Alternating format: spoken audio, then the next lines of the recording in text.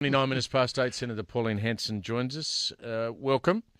Thank you. We're just talking about Nick Xenophon there. I mean, do you hope that he endorses what you've asked the government to do in this deal on the ABC? I mean, mainly the fair and balanced and the salary reveal aspect of your plea to the government. Of course. Why shouldn't he? You know, it's just it's putting out to the public. Public have a right because the ABC is funded heavily. You know, while all their funding comes from the taxpayer. So yes, it should be. People have a right to know these things, and there's been big question marks over what these people get paid. They've covered it up for so many years, and I think people have a right. What shows on the objective fair and balanced? Sorry, Pauline. What shows on the ABC do you think are those that most need attention in the area of balance? I think in their reporting, Four Corners is one show. I don't think that's fair and balanced.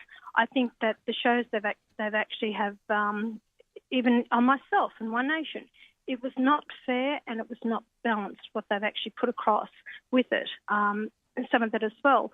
I think some of the journalism and some of the news stories, I don't think it's fair and balanced. I think what we have found over time is that they are so far to the left that they're not putting across a balanced view.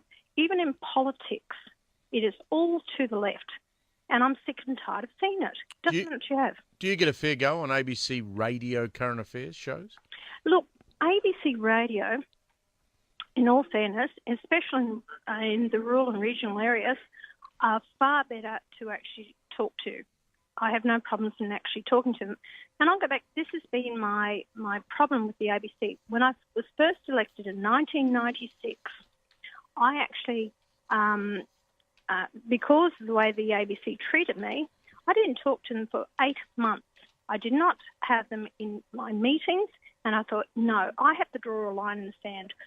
People may not always agree with everything that I say, but when you have the media that report what you are saying, and they only take it out of context, and the public perceive what they see, what they're reporting, and I have to deal with that.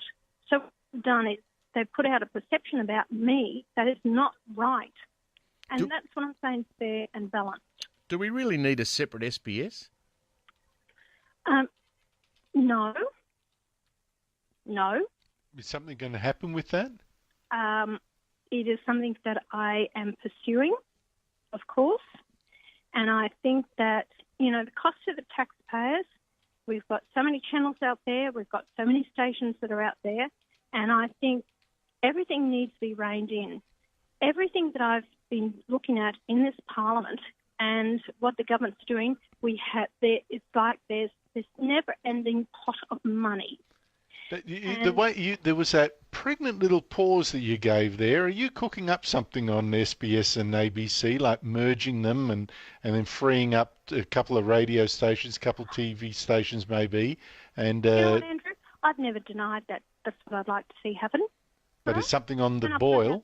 Well, it should happen. It should happen. The SBS's reason to exist has disappeared. It's not in this media bill, Andrew, and I'll tell you that. And we never discussed about, you know, reducing the budget. And I said to you tonight on your program, that is something I will target, but I will target the Treasurer and I'll put my reasons forward before that. But also, we actually have to look at the SBS and the ABC stations and value for the taxpayers' dollars.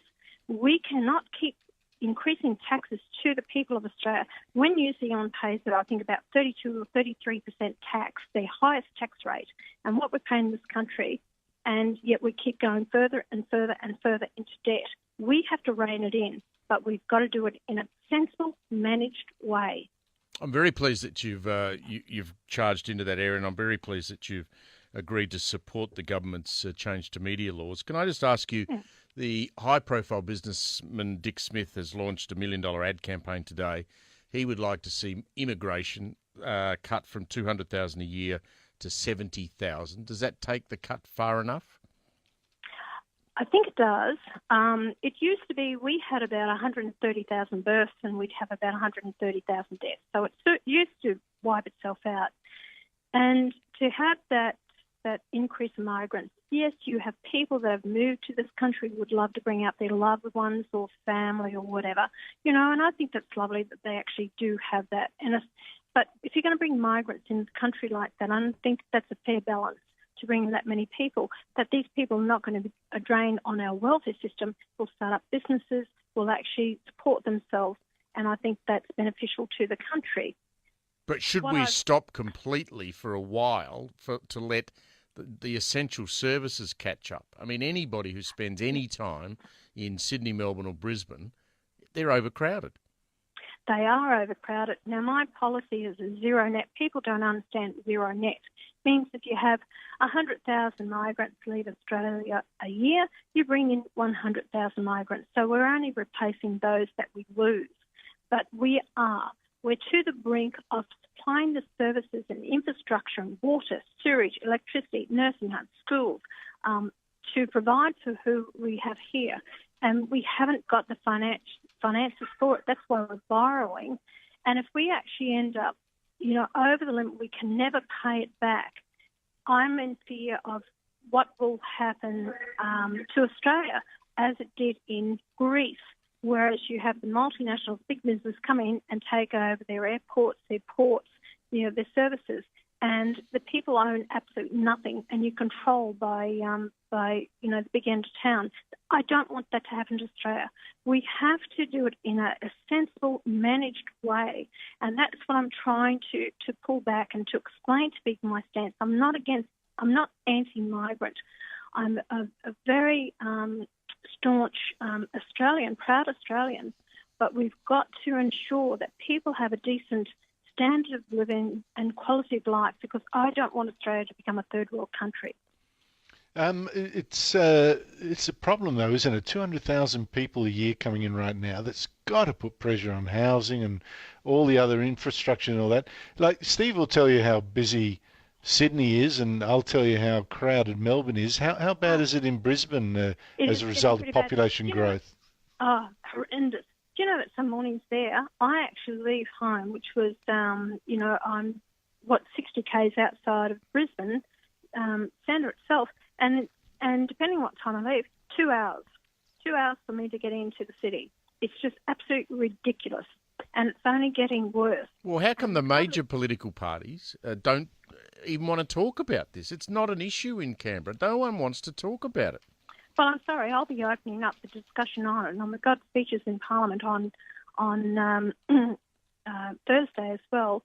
And I am going to open up the discussion on this. And Dick Smith's correct. I spent a couple of hours and I spoke to Dick Smith, and he's correct in what he is saying. You can't just keep going on increasing the population. Another thing people must understand, we don't have the water.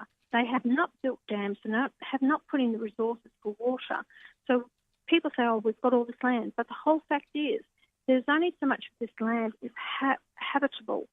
So we've got to ensure that we keep land also, that we can actually grow our food for future generations. It's finding the balance with the whole lot. A lot of Australia is a desert. So I hope I can get this message across. But Dick and I fully agreed on the immigration. All right, just finally, I know you've had a lot on your plate today. Are you amazed at the way that the government's handled this Barnaby Joyce issue and the way that they've climbed into the Labor opposition in New Zealand, suggesting that there's some sort of treasonous conspiracy to bring down the Australian government, cooked up by the Labor Party? But it's absolutely ridiculous, and it's an absolute joke. I wish they'd just take some, people just, they don't want to hear all this, all right? This is just absolute nonsense. The whole fact is, Barnaby, if he's got dual citizenship, he has no right to hold his seat in the Parliament. And that's what the Constitution states. Just be upfront and honest with the people. They've closed the ranks, the whole damn lot of them. They did it in 1998. They've done it again now, and they're looking after their own. If they expect the people to pull their belts in and be honest and truthful and follow the laws of this land, then show by example in this Parliament. The Prime Minister, to have faith from the people, he has to call for every member of Parliament to actually prove their right to hold their position in this place. And he has to do that. If it will pass lower house with the numbers, and it will pass the upper house because there's One Nation who's pushed for this. The Greens have actually pushed for it. The Liberals and the Nationals, if they support it, it will get passed in the upper house. He's just got to find the leadership quality to actually do it and prove to the people he is the leader of this nation. Great to talk to you again. Thanks for your time. Good on you. Thank you. Thanks, gentlemen. Bye. Senator Pauline Hanson. More with Andrew in a moment. 131873 is our number.